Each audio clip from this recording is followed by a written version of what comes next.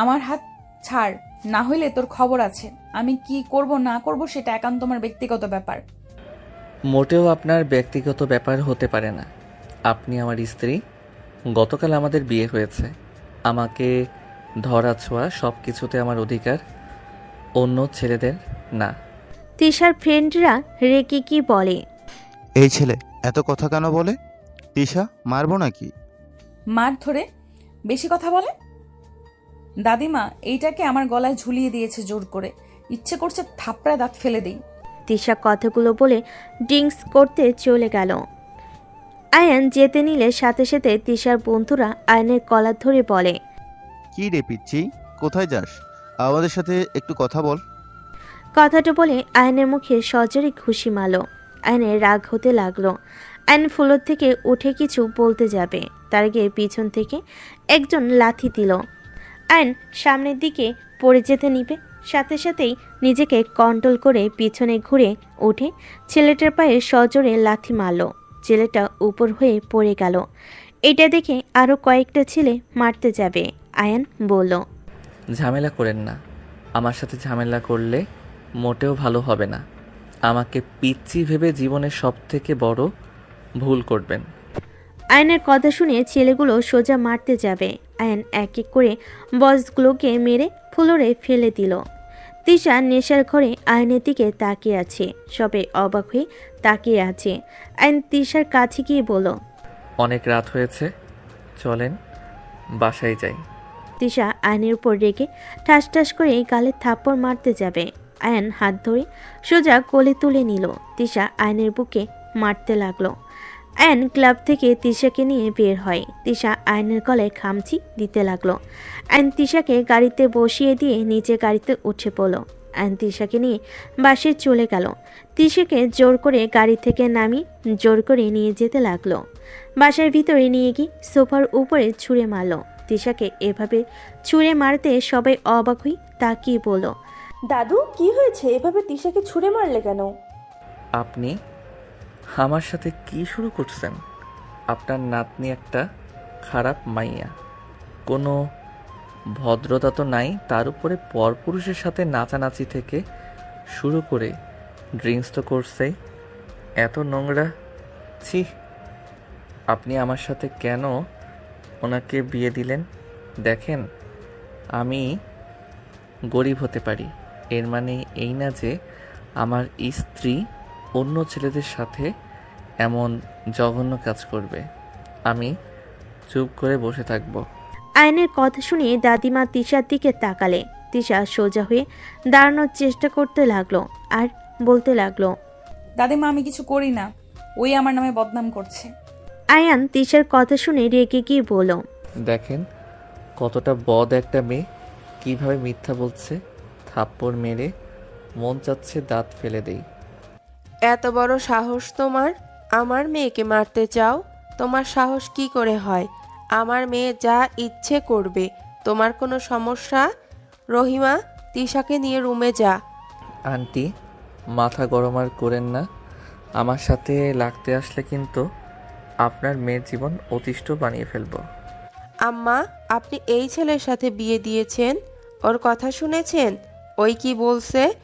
আপনার আদরের নাতনির জীবন অতিষ্ঠ করবে, আর আপনি চুপ করে আছেন? আয়ান তিশাকে নিয়ে রুমে যাও। আর বৌমা তুমি চুপ থাকো, ওদের স্বামী স্ত্রীর ভিতরে তুমি ঢুকো না। আয়ন তিশার হাত ধরে টেনে নিয়ে যেতে লাগলো। তিশার আম্মু কিছু বলতে গেলে দাদিমা থামিয়ে দিলেন। আয়ন তিশার রুমে গিয়ে খাটে ছুঁড়ে মেরে পড়ল, বাসরাতে কি বলছিলেন আপনাকে টাচ না করতে? আমি ভেবেছিলাম লজ্জা পাচ্ছেন বা ভয় পাচ্ছেন। এখন বুঝতে পারছি আসলে সমস্যা কোথায়। অনেক বকবক করছস, চুপ কর। আপনার দেমাগ না ভাঙলে হবে না। আয়ন দরজা লাগিয়ে দিল। তিশার দিকে এগিয়ে যেতে লাগলো আর শার্টের বোতাম এক এক করে খুলতে লাগলো। তিশা নেশা চোখে তাকিয়ে বলতে লাগলো, এইভাবে আমার কাছে আসছিস কেন? দেখ, আমার সাথে কিছু করলে আমি চিৎকার করব। করেন না, করছে কে? দেখ, আমার কাছে আসবি না। আমি তোকে ভালোবাসি না, স্বামী হিসেবেও মানি না। তুই নিজেই ভেবে দেখ, তোর সাথে আমার কখনোই যায় না। ফকিন্নির বাচ্চা, আমার কাছে আসবি না। আয়ন তিশার কথা শুনে ডেকে বলল, আমাকে ফকিন্নি বাচ্চা বলছস না? এই ফকিন্নি বাচ্চার সন্তানের মা তোকে না বানিয়ে ছাড়বো না। এই একদম আমার কাছে আসবি না। তিশা পিছাতে গেলে আয়ন তিশার পা ধরে টান দিয়ে নিজের দিকে নিয়ে আসলো। তিশা আয়নকে মারতে লাগলো। আয়ন তিশার দুহাত খাটের সাথে চেপে ধরে কিস করতে লাগলো।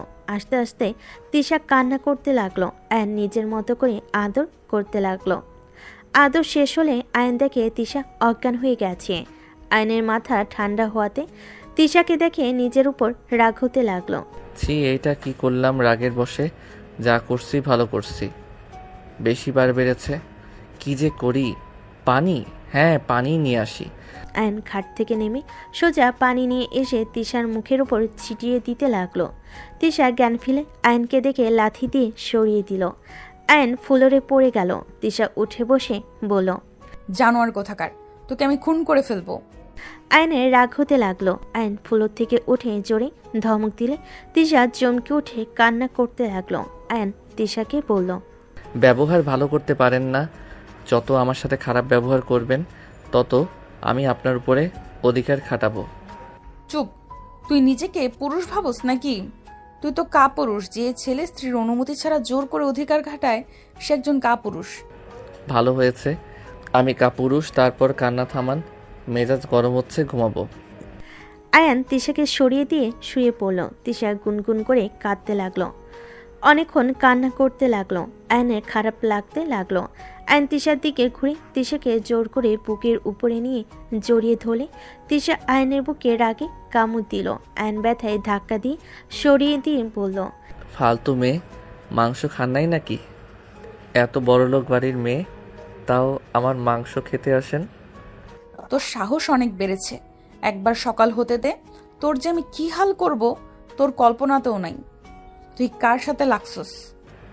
আরে ঘুমাতে দেন, কান্না থামান। সকালের ব্যাপার সকালে দেখা যাবে।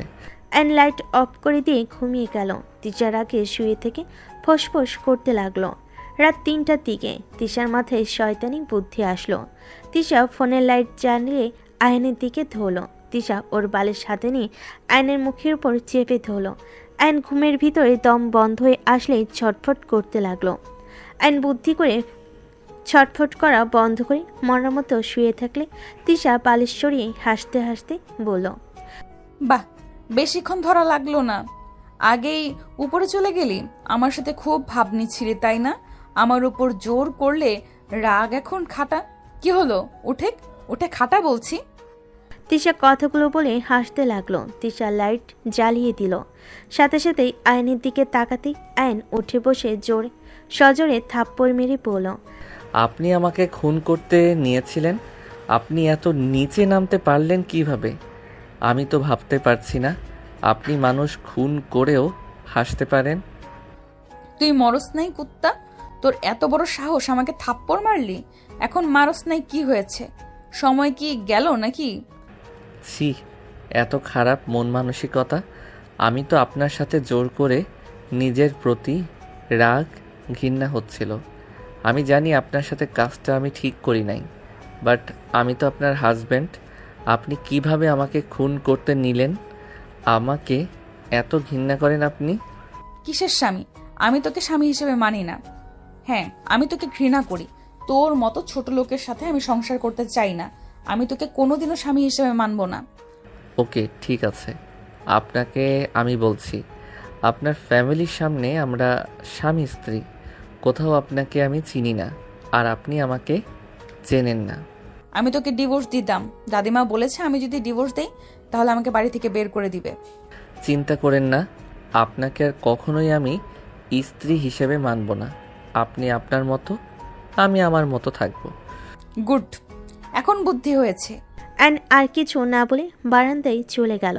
বারান্দার দরজা লাগিয়ে দিয়ে আর নিচে ঘুমিয়ে গেল। সকালে ঘুম ভাঙলো পাখির কিচিরমিচিরের শব্দে। অ্যান ওঠে বাইরের দিকে কিছুক্ষণ তাকিয়ে থাকলো। তারপর বারান্দার দরজা খুলে তিশার দিকে তাকাতেই পরক্ষণে চোখ সরিয়ে নিল। তিশা ড্রেসিং টেবিলের সামনে দাঁড়িয়ে আয়নায় আয়নকে দেখে রাগে ফসতে লাগলো। আয়ন আলমারির কাছে গিয়ে শার্ট প্যান্ট বের করে ওয়াশরুমে চলে গেল।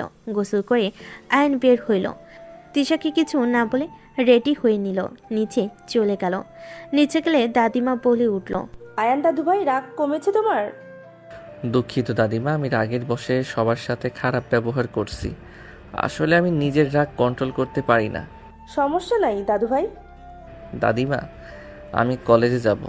অনেক দিন ধরে কলেজে যাই না। তোমার কলেজ তো ট্রান্সফার করা হয়ে গেছে, তিশার সাথে চলে যাও। তিশা আমাদের কলেজে, ওকে নিয়ে যাও। উনি তো ভার্সিটিতে পড়ে, আর আমাকে কিভাবে কলেজে দিয়ে আসবে? উদয় ওনার সময় নষ্ট। কলেজ ভার্সিটি একসাথে। দাদিমা, আমার তো কাজ আছে, কাজ শেষ হইলে ভার্সিটিতে যাব। যেখানে যাও আয়ানকে নিয়ে যাও, এটাই আমার শেষ কথা। আমি একা যেতে পারবো। একা যাওয়া লাগবে না, তিশার সাথে যাবে। ওকে নিয়ে যাব। আয়ন তিশা কিছুক্ষণ গল্প করে খাবার খেয়ে বের হয়ে গেল। তিশা আয়নকে ওর ক্লাস দেখিয়ে দিয়ে নিজের ক্লাসে চলে যায়। 1 বছর পর। এই তিশা, ডাক্তারের কাছে চল তো। দিন দিন শরীর তোর একদম খারাপ হয়ে যাচ্ছে। ডাক্তারের কাছে যেতে পারবো না, মাথা ব্যথা করছে, বমি পাচ্ছে। তিশা দৌড়ে গিয়ে বমি করতেই ওয়াশরুমে চলে গেল। তিশার আম্মু ডাক্তারকে কল দিল। আয়ন বারান্দায় বসে থেকে পড়ছিল। হঠাৎ করে ডাক্তার আসলে আয়ন বারান্দা থেকে বের হয়ে দেখে তিশাকে পরীক্ষা করছে। আয়ন এদিকে নজর না দিয়ে বই রেখে ওয়াশরুমে চলে গেল। ফ্রেশ হয়ে বাইরে আসলে দেখে সবার মুখে হাসি ফুটে আছে। আয়নের ওদের হাসি দেখে কোনো আগ্রহ হইল না জানতে কি হয়েছে। দাদিমা বলে উঠল, অভিনন্দন দাদু ভাই, তুমি তো বাবা হতে চলেছ। দাদিমার কথা শুনে আয়ন ভুরু কুচকে তাকালো। আয়নের মুখটা এক নিমিষেই কালো হয়ে গেল। দাদি এসে আয়নকে বলল, কি ব্যাপার আয়ান, তুমি খুশি হও নাই? আয়ন নিজের মুখে হাসি রেখা টেনে বলল, আলহামদুলিল্লাহ, এইটা তো খুশির খবর। এখন থেকে বউয়ের খেয়াল রাখো। ইনশাআল্লাহ। সবাই কিছুক্ষণ থেকে নিচে চলে গেল। আয়ন দরজা লাগিয়ে দিয়ে হাসি মুখে সোফায় বসে বলল, তা তিশা চৌধুরীর বাচ্চার বাবাকে জানিয়েছেন? আয়নের কথা শুনে তিশার হাসি মুখ এক নিমিষেই হাসি হারিয়ে গেল। আয়নের দিকে তাকিয়ে বলল, কি বলতে চাও? কি বলছি শুনেন নাই নাকি? আমি বলছি বাচ্চার বাবাকে। ও আপনি যে মেয়ে, আপনি নিজেও জানেন কিনা আল্লাহ ভালো জানে। যাই হোক, এখন অন্তত নিজেদের সন্তানের কথা ভেবে এইসব পার্টি নেশা করা বাদ দেন। আয়ান, এটা তোমার বাচ্চা, বিশ্বাস করবে কি? আমার বাচ্চা? হ্যাঁ, অবশ্যই। আপনি আমার স্ত্রী যখন আছেন তখন তো অবশ্যই আমার বাচ্চা হিসেবে পরিচয় বড় হবে, সমস্যা নাই। অন্যের বাচ্চাকে মেনে নিতে, তা আপনার বাচ্চার বাবাকে বলেন আপনাকে বিয়ে করতে। আমি যত তাড়াতাড়ি পারি আপনাকে ডিভোর্স দেব। আয়ন কথাটা বলে রুম থেকে বের হয়ে গেল। তিশা আয়নের চলে যাওয়ার দিকে তাকিয়ে থাকলো। তিশা আয়নের চলে যাওয়ার দিকে তাকিয়ে থেকে ভাবতে লাগলো, তোমাকে কিভাবে বোঝাবো এই বাচ্চার বাবা তুমি ছাড়া আমাকে ওইভাবে কেউ টাচ করতে পারে নাই। তোমার কি দোষ? আমি তো এমন কাজ করছি যেখানে সন্দেহ করা স্বাভাবিক। আমি খারাপ হতে পারি আয়ান, এতটা খারাপ না যে স্বামীর জায়গা অন্য কাউকে দিব। হয়তো রাগে আগে কি করেছি নিজেও জানি না। তিশা কথাগুলো ভাবতে ভাবতে চোখে পানি চলে আসলো। এদিকে আয়ন নিচ থেকে রুমে চলে আসলো।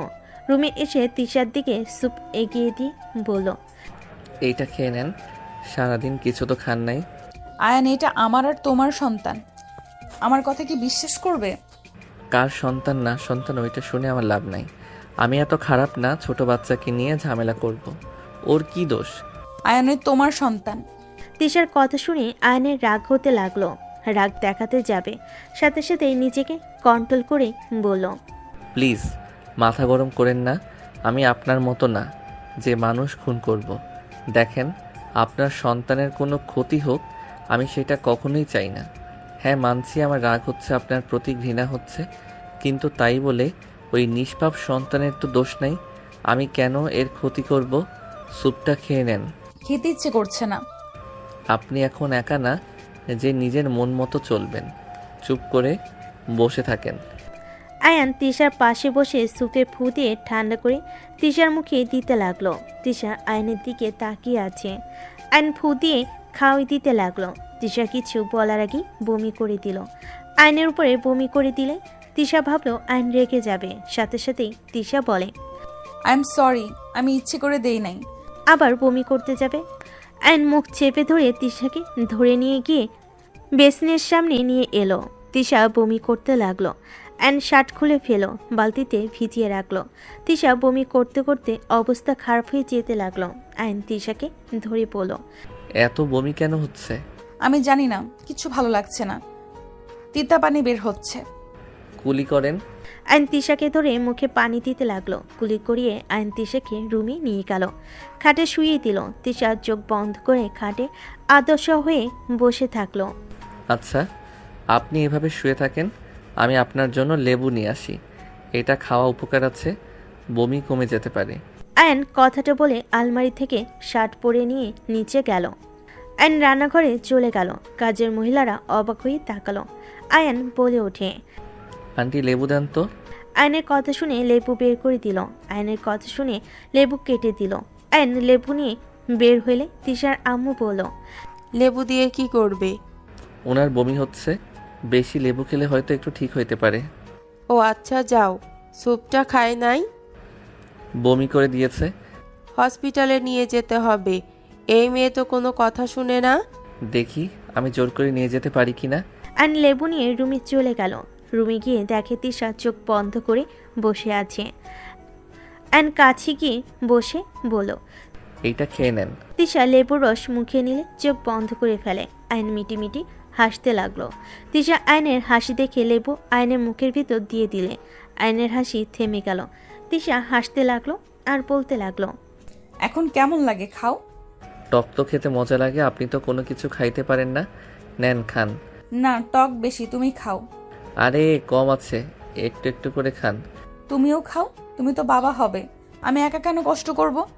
সৎ বাবা হব, তাই বেশি কষ্ট করতে হবে না।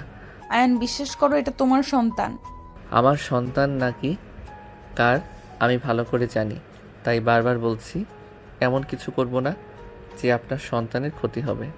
আয়ন কথাটা বলে তিশা আয়নের হাত ধরে বলল, আয়ান, আল্লাহর কসম করে বলছি, এটা তোমার সন্তান। তুমি ছাড়া আমি শারীরিক সম্পর্ক কারোর সাথে করি নাই। আমার কথায় প্লিজ বিশ্বাস করো। আল্লাহর কসম, সব বিষয় বলবো না, যেটা সত্যি না সেটা নিয়ে আল্লাহর কসম কেন দিচ্ছেন? আয়ান, আমি সত্যি কথা বলছি, আল্লাহর কসম দিয়ে কেউ মিথ্যা কথা বলবে না। তুমি প্লিজ আমার কথা বিশ্বাস করো। ও তাহলে সন্তানটা নষ্ট করে দিয়েন, কারণ হুদাই তাকে দুনিয়াতে নিয়ে এসে কোনো লাভ আছে? আয়ান, এসব কি বলছো? আমি চাই না আমার সন্তান আপনার পেটে জন্ম নিক। আমাকে এত ঘৃণা করো যে আমার পেটে তোমার সন্তান জন্ম নিক? তুমি চাও না? হ্যাঁ চাই না, নষ্ট করে দিয়েন। আয়ন কথাটা বলে ওয়াশরুমে গিয়ে শার্ট ধুয়ে নিল। ধুয়ে সাদে চলে গেল। সাদিকে শার্ট মেলে দিল। বাইরের দিকে তাকিয়ে থেকে চোখের কোণায় পানি চলে আসলো। আয়ন চোখের পানি মুছতে লাগলো। আয়ান নিচে চলে গেল। নিচে গেলে দেখে তিশা সবার সাথে বসে থেকে হাসাহাসি করছে। আয়ন নিচে গেলে দাদিমা বলে, আয়ান বসো। আয়ন সোফায় বসে পড়ল। আয়ন সবার দিকে তাকিয়ে বলল, আমি কিছু বলতে চাই, আমি জানি না আপনারা কথাগুলো কিভাবে নেবেন। কি কথা দাদু ভাই? দাদিমা, আমি যা বলবো হয়তো আপনারা আশা করবেন না। কি এমন কথা শুনি, বলো তো।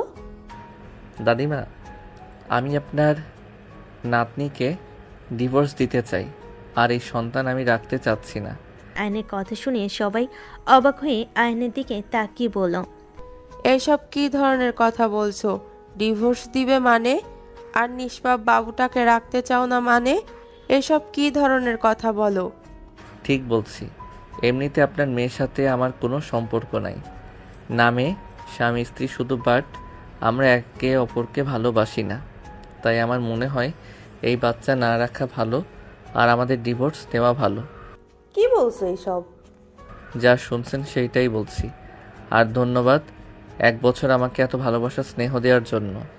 আমি আর এইসব মিথ্যা অভিনয় করতে পারছি না। আমি আমার সন্তান নষ্ট করব না। তোমার থাকার হলে থাকো, না থাকার হলে চলে যাও। আপনার গর্ভে আমার সন্তান রাখার কোনো ইচ্ছে নাই। ওই সন্তান কখনোই ভালোভাবে মানুষ হবে না, যেমন মা তেমন হবে। আর আপনার আসল রূপ তো আমি দেখেছি, তাই আমি কোনোভাবে রিস্ক নিতে চাই না। আপনি যা ইচ্ছে করেন, বাট আমি চাই না আমার সন্তানরা দুনিয়াতে এসে পাপ কাজে লিপ্ত হোক। আয়নের কথা শুনে তিশা রেগে গিয়ে সোফা থেকে উঠে পড়ল। হ্যাঁ, মানছি আমি খারাপ, তাই বলে আমি আমার সন্তানকে আমি আমার মতো কেন বানাবো? তুমি তো বাবা, নিজের মতো করে মানুষ করে তো নিতে পারবে। এখানে কেন বাবুকে নষ্ট করা লাগবে? তুমি নিজেই ভেবে দেখো, তুমি আমার থেকে কম কিছু না। তুমিও একজনের প্রাণ নিতে চাচ্ছ। আমি কিছু শুনতে চাই না। শোনা লাগবে না, তুমি জাস্ট এইটা শুনে রাখো, আমি আমার সন্তানের কোনো ক্ষতি হতে দিব না। আর আমি ওকে বড় করে দেখাবো, তুমি দেখে নিও। আর তুমি ডিভোর্স চাচ্ছ, দিয়ে দিব, বাট বাচ্চার দিকে নজর দিবে না। তিশা কথাটা বলে কান্না করতে করতে চলে গেল। তিশার আম্মু বলে ওঠে, আয়ান দেখো, আমি জানি আমার মেয়ে কেমন, বাট এই প্রথম আমি বলছি আমার মেয়ে আগের মতো নাই। এখন আগের তিশা হইলে ওই আগে বাচ্চা নষ্ট করতে উঠে পড়ে লাগতো, সেখানে ওই নিজেই বাচ্চা রাখতে চাচ্ছে। দেখো, সবাইকেই একবার করে সুযোগ দেওয়া উচিত। তুমি কিছুক্ষণ ভাবো, হুট করে কোনো সিদ্ধান্ত নিও না। যদি ভেবে দেখো না সুযোগ দেয়া যায় না, তাহলে তুমি ডিভোর্স দিয়ে চলে যাও। বৌমা একদম ঠিক বলেছে। আয়ান, তুমি ভেবে দেখো কি করবে। আমি তোমাকে নিয়ে এসেছিলাম আমার নাতনিকে ভালো করা। তোমাকে তো আমি আগেই বলেছিলাম আমার নাতনি কেমন, তুমি তো সব জেনে এসেছো। একটা বছর কাটালে আমি তো ভেবেছিলাম হয়তো তোমাদের সম্পর্ক ভালো হয়েছে, আর তিশাও অনেকটা পরিবর্তন হয়েছে, এখন আর তেমন রাত করতে দেখি না। ওকে আমি দেখব। বাবু হওয়া পর্যন্ত যদি দেখি ওনার পরিবর্তন হয়েছে, তাহলে সারা জীবন একসাথে থাকবো। আর যদি দেখি না উনি আগের মতো আছে, তাহলে আমার সন্তান নিয়ে আমি চলে যাব। ঠিক আছে। আইন কথাটা বলে বাহিরে চলে গেল। সন্ধ্যার দিকে বাসে আসলে আইন বেশ অবাক হয়ে গেল। আইন সামনের মানুষগুলোর দিকে তাকিয়ে বলল, আপনারা এখানে কি করেন? তুমি এখানে? বাট আপনারা এখানে কি করেন? কোনো কাজে এসেছেন নাকি? না, ঘুরতে এসেছি। বাট তুমি এখানে কি করছো? ও আচ্ছা। আয়ান কেমন আছো? এখানে তুমি? আলহামদুলিল্লাহ, ভালো। আপনি? আয়ানকে তোরা চিনিস নাকি? বাট তোমরা কিভাবে চেনো ফুপি? আয়ান তিশার হাজবেন্ড, আমার মেয়ে জামাই। তিশার আম্মুর কথা শুনে সবাই অবাক হয়ে গেল। তিশার মামা বলে ওঠে, কি বলিস আফা? এই বেয়াদব ছেলের সাথে তিশার বিয়ে দিয়েছিস মানে? ওই কি করছে? বেয়াদব কেন বলছিস? হা হা হা, বেয়াদব আমি? আপনার বংশ তো দেখি এক সিস্টেমের গড়িয়ে উঠেছে। আইন কথাগুলো বলে চলে যেতে লাগলো। তিশার মামা রেগে বলল, তুই জানোস এই ছেলে কত বেয়াদব? আমাদের 1 কোটি টাকার প্রজেক্ট ওর জন্য হয় নাই, ওর জন্য আমরা ওই গ্রামে কাজ করতে পারি নাই। মানে কি আয়ান সেই ছেলে ছিল? হ্যাঁ, ওই আমাদের প্রতি সবাইকে বিগড়ে দিয়েছিল। অল্পের জন্য সেদিন আমরা বেঁচে এসেছি, আর সেই ছেলেকে তুই ঘর জামাই করে রেখেছস। আমি কিছু করি নাই, আমার শাশুড়ি করছে। হুট করে কোথা থেকে ধরে নিয়ে এসে তিশার সাথে বিয়ে দিয়েছে। কিছু করা যাবে না, ওর কিছু হইলে তিশা ও দাদিমা আমাদের ছাড়বে না। তুই একটা জিনিস ভাব, আয়ান কত রাগ দেখায়, বেয়াদবি করে, বাট আমার শাশুড়ি কিছু বলে না, চুপচাপ দাঁড়িয়ে থেকে দেখে। যদি আমরা কেউ কিছু বলতাম তাহলে কিন্তু ঘাড় ধাক্কা দিয়ে বের করে দিত। মনে আছে রাহেলাকে ঘাড় ধাক্কা দিয়ে বের করে দিয়েছিল, শুধুমাত্র প্রতিবাদ করেছিল জন্য। এমনভাবে করতে হবে যাতে কেউ বুঝতেও না পারে। আইন উপর থেকে ওদের কথা শুনে মুচকি হাসি দিয়ে চলে গেল। আইন রুমে গিয়ে দেখে তিশার চোখ বন্ধ করে শুয়ে আছে। আইন ওয়াশরুমে চলে গেল ফ্রেশ হতে। খাটে উঠলে তিশা চোখ খুলে ফেলল। আইন তিশার দিকে তাকিয়ে বলল, এভাবে তাকিয়ে আছেন কেন? একটু হাত দেই আপনার পেটে। কেন? তুমি তো চাও না এই সন্তান পৃথিবীতে আসুক, তাহলে পেটে হাত দিয়ে কি বুঝতে চাও? আপনার ব্যবহারে বলতে হয়েছে। কোন বাপ চাইবে নিজের সন্তানকে খুন করতে? আপনার ব্যবহারের কারণে বলতে বাধ্য হয়েছি। সরেন, আপনার থেকে অনুমতি নিতে আমার বয়ে গেছে। আইন তিশার কাছে গিয়ে ওর থ্রি পিসের কিছুটা উপরে তুলে চুমু দিলে তিশা কেঁপে উঠল। আইন পেটের কাছে মুখ নিয়ে বলল, বাবু সরি, তোমাকে নিয়ে অনেক বাজে কথা বলছি। আমার কি দোষ বলো? তোমার আম্মু আমাকে রাগের বশে খুন করতে নিয়েছিল। সেখানে তুমি হইলে যদি ওই তোমাকে রাগের বশে কিছু করে, আর তোমার আম্মুর যে রাগ, ওই রকম রাগ যদি তোমার হয়, তাহলে তো আমি বাবা হিসাবে বাধ্য হয়ে যাব। স্বামী হিসেবে তো সেই দিন বাধ্য হয়ে গেছি, বাবা হিসেবে ব্যর্থ হতে চাই না আমি, তাই উল্টাপাল্টা কথা বলছি। আয়ন পেটের সামনে কথাগুলো বলতে লাগলো। তিশা আয়নের কথাগুলো শুনে নিজের চোখের পানি ধরে রাখতে পারল না। ডান হাত দিয়ে বারবার চোখের পানি মুছতে লাগলো। আয়ন তিশার পেটে নাক ঠিকই আদর করতে লাগলো আর চুমু দিতে লাগলো। আয়নের ফোন বেজে উঠলে আয়ন খাট থেকে নেমে পড়লো। তিশা আয়নের দিকে না দেখার ভান করে চোখ বন্ধ করে রাখলো। আয়ন দরজার কাছে যেতে সাথে সাথে রাইসা আয়নের কাছে এসে গালে কিস করে বলল, তোমার আর তিশার ভিতরে যে কিছু নাই আগে বলবে না? তোমাদের বিয়ের কথা শুনে তো আমি যেন আকাশ থেকে পড়েছি। আমার গালে কিস কেন করলেন? তোমাদের ডিভোর্স হলেই আমি তোমার দ্বিতীয় নম্বর বউ হব। তো কিস করছি, সমস্যা কি? এত রাগ দেখাচ্ছ কেন? তোমার হবু বউ তো তোমাকে কিস করেছে। আয়নের রাগ হতে লাগলো। পিছনে তিশার দিকে তাকালে দেখে তিশা তাকিয়ে আছে। আয়ন কিছু না বলে চলে গেল। তিশার রাগে মনে মনে ভাবতে লাগলো, রাইসার বাচ্চা, আমার জামাইয়ের গালে কিস করা! একবার শুধু আমার জামাইয়ের সাথে মিল হোক, তোর যে আমি কি হাল করব। তিশা কথাগুলো ভাবছিল। রাইসা তিশার সামনে বসে পড়ল। কিরে, ডিভোর্স হয়ে যাবে, যেখানে বেবি রেখে কি হবে? নষ্ট করে দিলে তো পারিস, নাকি তোর প্রতি মায়া বাড়ানোর জন্য এমন করছিস? আরে যা বাবা, আমি কি বলি, তোদের তো একে অপরের প্রতি কোনো ভালোবাসা নেই। তিশার রাগ হতে লাগলো। তিশার মন চাচ্ছে একটা লাথি দিয়ে রাইসাকে ফেলে দিতে। রাইসা তিশার দিকে তাকিয়ে বলল, কিরে, এবার ড্যাব ড্যাব করে তাকিয়েছিস কেন? তোকে কে বলেছে আমাদের মাঝে কিছু নাই? আমাদের মাঝে যদি কিছু না থাকতো তাহলে আমি আয়নের বাচ্চার মা কিভাবে হইলাম? সেটাই আমি কিভাবে জানবো? এটাই তো অন্য কারো বাচ্চা হতে পারে। তোর কি মনে হয় আমি কেমন মেয়ে? আমি যতটুকু জানি ভালো, বাট তোর জামাই তো তোকে দেখেছে ছেলেদের সাথে নাচানাচি করতে।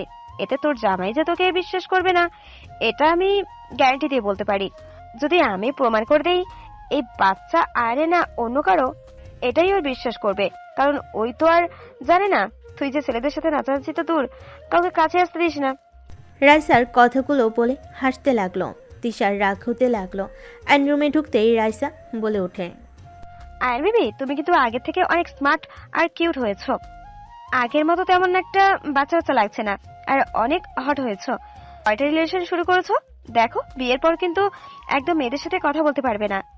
রাইসার কথা শুনে আইন রাইসার দিকে হাসি মুখে বলল, তাই নাকি? আমার বউ তো আপনার থেকে দ্বিগুণ সুন্দর।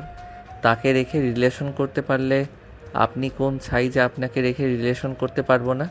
আইনের মুখের কথাটা শুনে তিশার খারাপ লাগলো, একদিকে ভালো লাগলো। রাইসার মুখ ছোট হয়ে গেল। আইন রাইসাকে বলল, তা হবু বউ, আপনার সাথে আমার কিছু কথা আছে, চলেন তো। কি কথা? আমার সাথে পাশের রুমে চলেন। আপনার ঠোঁটের ছোঁয়া মজার ছিল। আয়নের কথা শুনে রাইসার লজ্জা পেয়ে গেল। তিশার বুকে ভেতরে যেন তোলপাড় শুরু হয়ে গেল। রাইসার ঠোঁটগুলো কামড়াতে কামড়াতে আয়নের হাত ধরে চলে যেতে লাগলো। তিশার আগে খাটের চাদর খামচিতে ধরলো। তিশার চোখ দিয়ে পানি পড়তে লাগলো। তিশা মনে মনে ভাবতে লাগলো, তিশা, তুই এখন কেন কান্না করিস?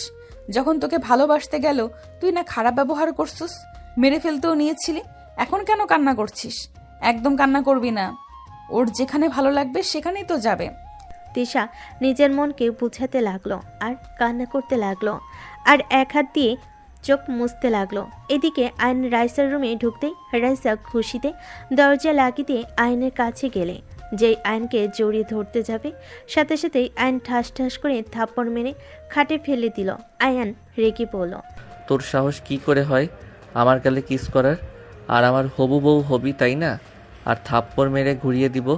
তুই ভাবলি কিভাবে আমার বউ থাকতে তোর মতো মেয়েকে বিয়ে করব? আমার বউকে আমি কখনোই ডিভোর্স দিব না, বুঝতে পারছস? আর দিলেও তোকে বিয়ে করব না। সারা জীবন দরকার হইলে সিঙ্গেল থাকবো। বেহায়া মাইয়া, আমার বউয়ের সামনে আমাকে কিস করস? ছেলে হইলে হাড্ডি ভেঙে দিলাম। ফালতু মাইয়া কোথাকার।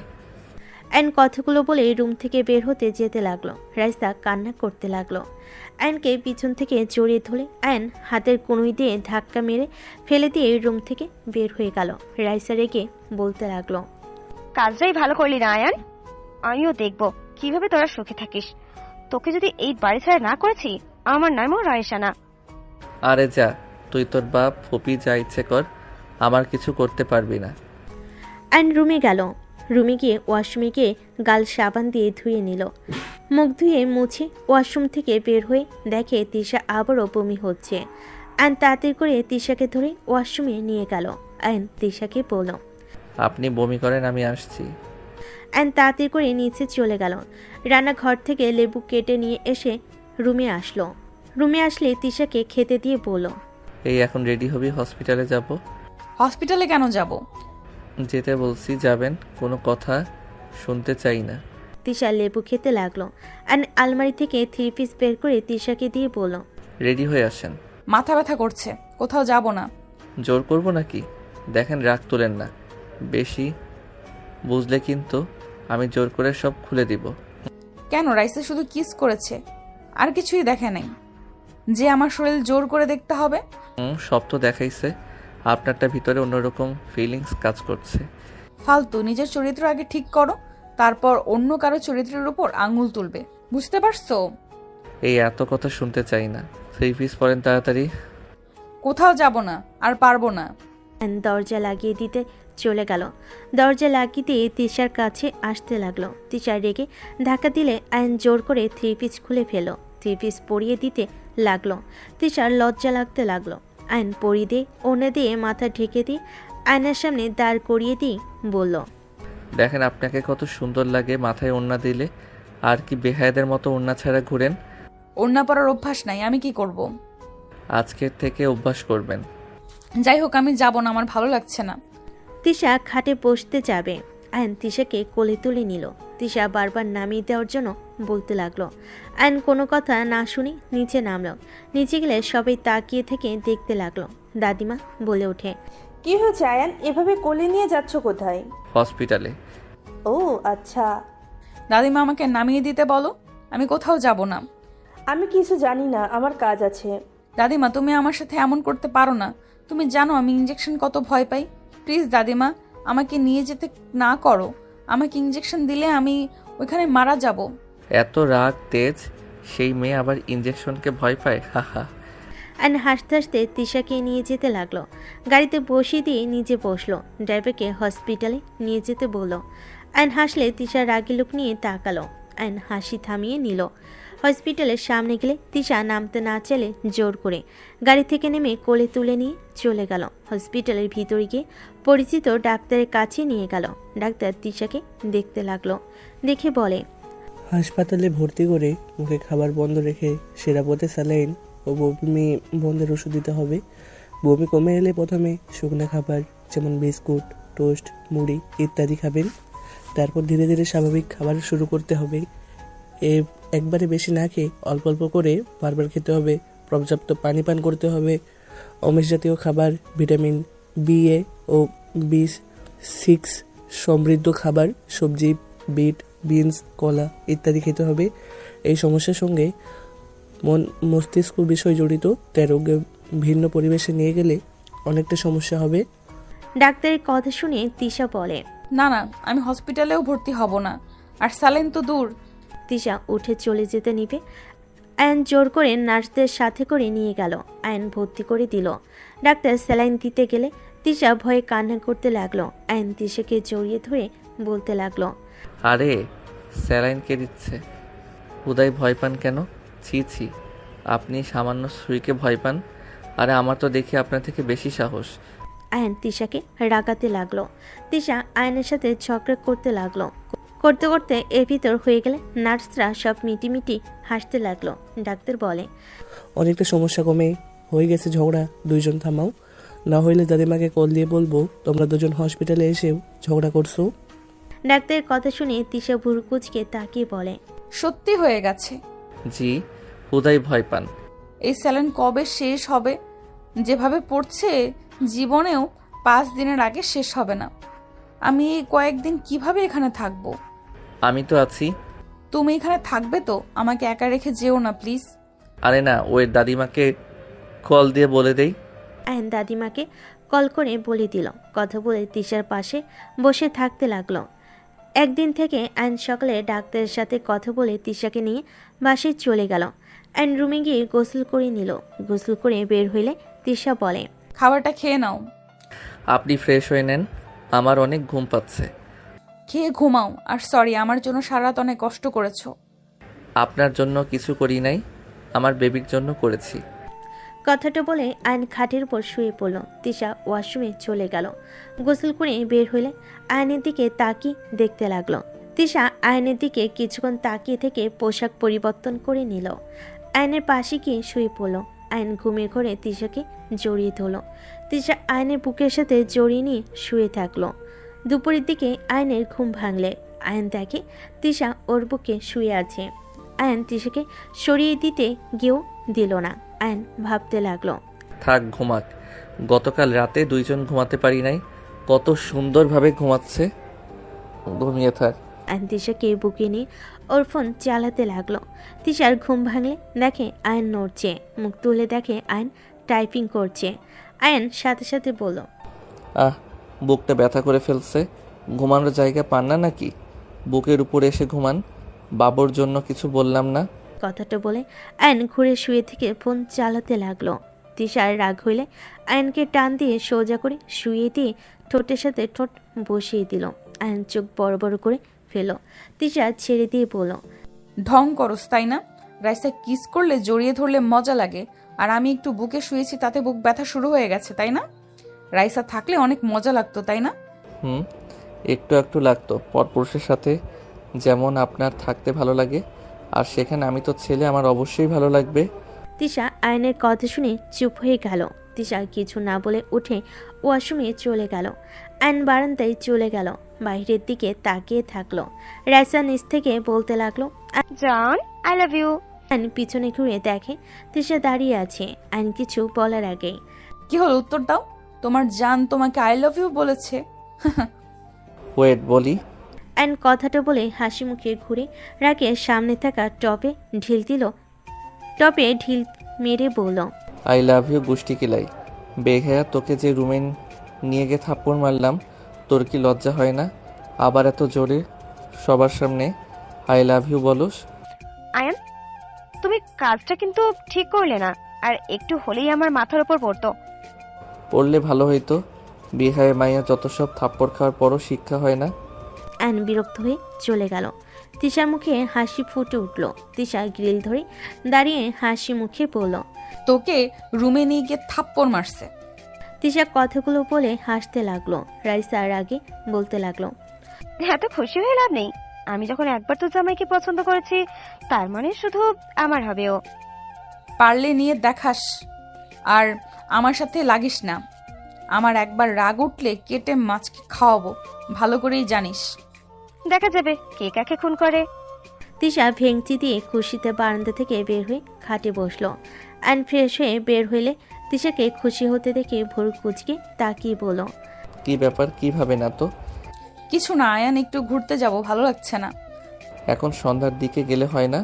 তাহলে চলো বাগানের ওই দিকটায় গিয়ে হাঁটাহাঁটি করি। আমার তো হাঁটাহাঁটি করা উচিত, ডাক্তার বলেছে না। আচ্ছা চলেন, হালকা কিছু খেয়ে তারপর চলেন। আচ্ছা চলো। আয়ন তিশাকে নিচে নিয়ে গেল। আয়নের দিকে তিশার মামা রাগি লুক নিয়ে তাকিয়ে থাকলো।